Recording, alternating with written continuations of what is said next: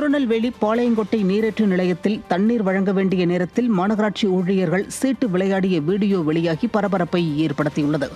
திமுக பாளையங்கோட்டை பிரதிநிதி சுண்ணாம்பு மணி வெளியிட்ட இந்த வீடியோவில் தனது மனைவி திமுக கவுன்சிலராக இருந்தும் நடவடிக்கை எடுக்க முடியாத நிலையை அம்பலப்படுத்தியுள்ளார்.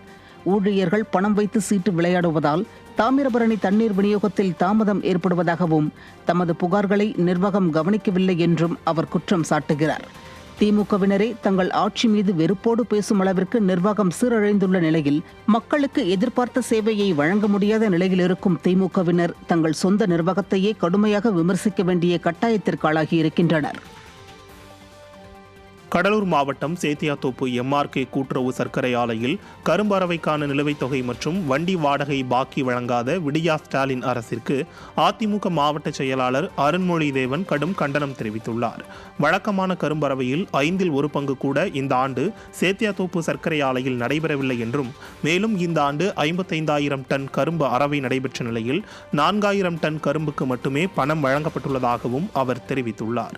மீதமுள்ள 51,000 டன் கரும்பு தொகை மற்றும் வண்டி வாடகை இதுவரை வழங்கப்படாததால் ஆலைக்கு கரும்பு சப்ளை செய்த கரும்பு விவசாயிகள் மிகவும் அவதிக்குள்ளாகியுள்ளதாக தெரிவித்துள்ளார். எனவே சுமார் 18 கோடி ரூபாய் நிலுவைத் தொகையை உடனே விடிய அரசு வழங்க வேண்டும் என்றும் அவர் வலியுறுத்தியுள்ளார்.